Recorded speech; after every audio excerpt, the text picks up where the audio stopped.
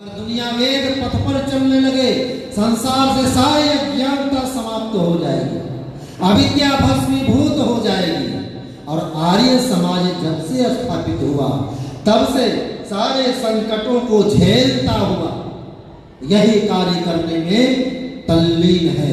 हमेशा निरंतर अग्रिम पथ पर आगे बढ़ता हुआ संसार में वेदों का प्रचार करता है। आर्य समाज का एक सिपाही भी अगर चिंगारी बन के काम करता है तो निश्चित रूप से महर्षि दयानंद का स्वप्न साकार होते देर नहीं लगती। एक स्वामी श्रद्धानंद स्वामी दयानंद के व्यक्तित्व से प्रभावित होकर के इतने बड़े मिशन का निर्माण कर दिए और उस मिशन से अनगिनत विद्वान पैदा। एक पंडित बुद्ध विद्यार्थी जो जाते जाते ऋषिवर देव दयानंद की लीला को देख करके जागृति का शंखनाद हुआ उनके जीवन में।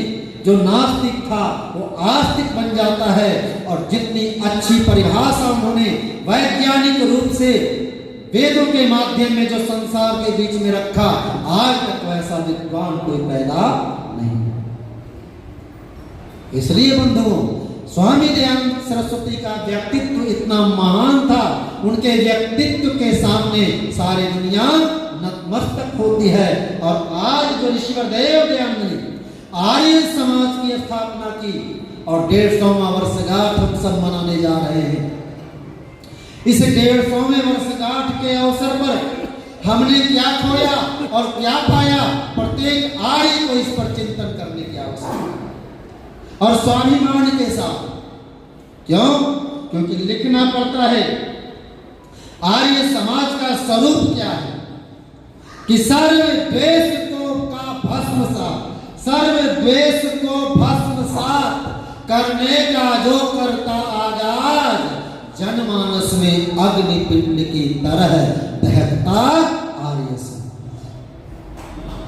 विदेशी विद्वान अमेरिका का योगी जैक्सन ने कहा था कि भारत की धरती से एक आग की लपटें उठ रही है, वैसी आग है जो सारी अविद्या को भस्मीभूत कर देगी। सारे पाखंड, सारे दुराचार, सारे अनाचार समाप्त हो जाएंगे, उस अग्नि में जल करके भस्म हो जाएंगे।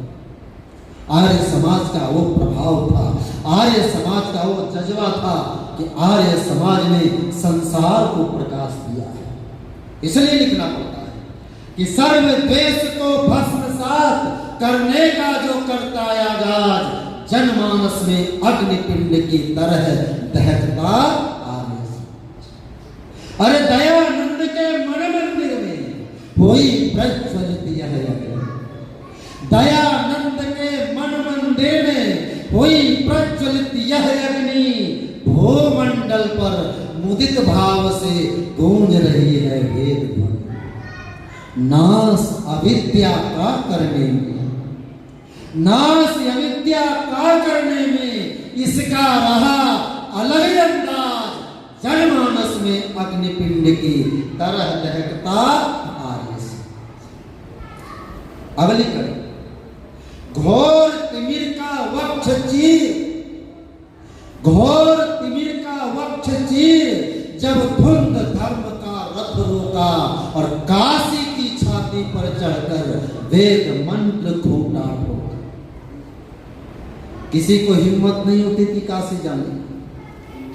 कबीरदास भी गए थे तो काशी से बाहर उन्होंने अपना आश्रम बनाया था, लेकिन ऋषिवर देव दयानंद ने काशी की छाती पर चढ़ करके वहां के राजा ईश्वरी नारायण जी से कहा, मैं आपके पंडितों से शास्त्रार्थ करना चाहता हूं, भेजो अपने पंडितों को, हम शास्त्रार्थ करने के लिए तैयार हैं।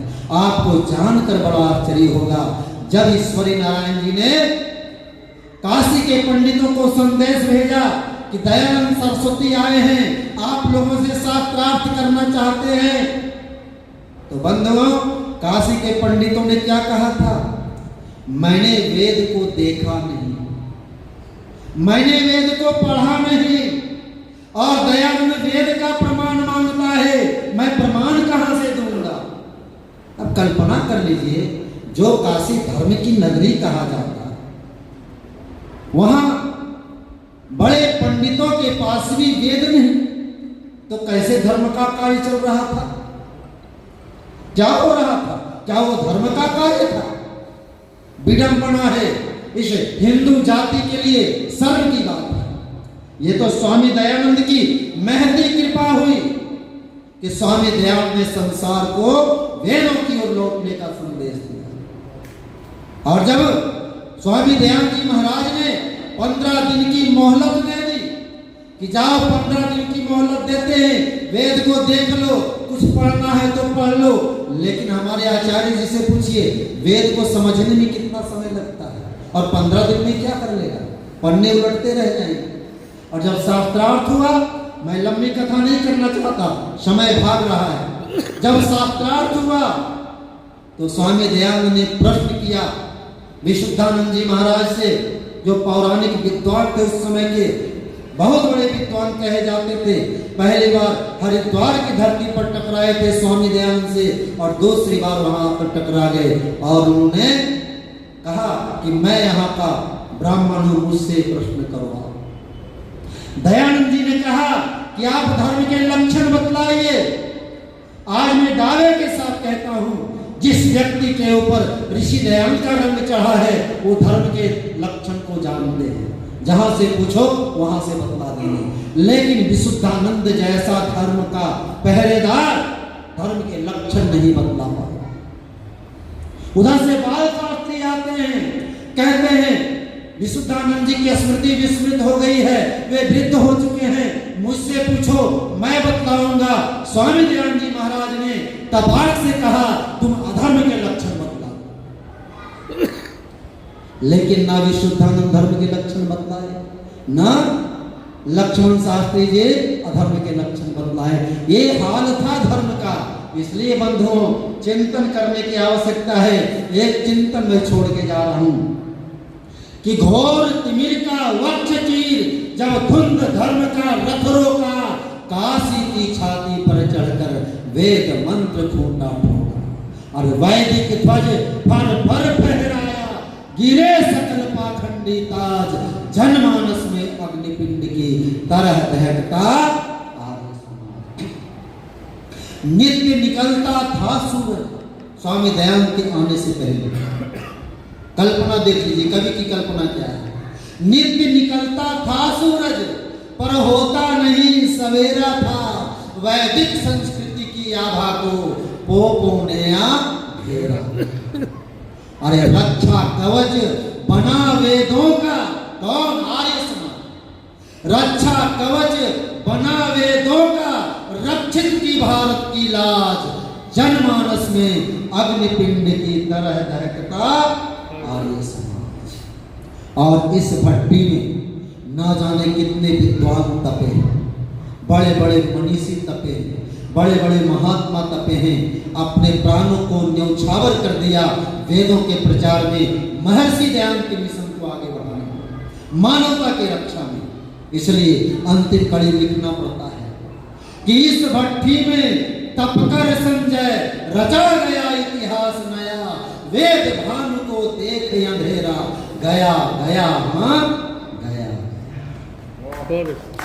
कोटि कोटि कंठों से गूंजा, कोटि कोटि कंठों से गूंजा, दयानंद का शब्द स्वराज, जनमानस में अग्निपिंड की तरह दहकता आर्य समाज, तरह दहकता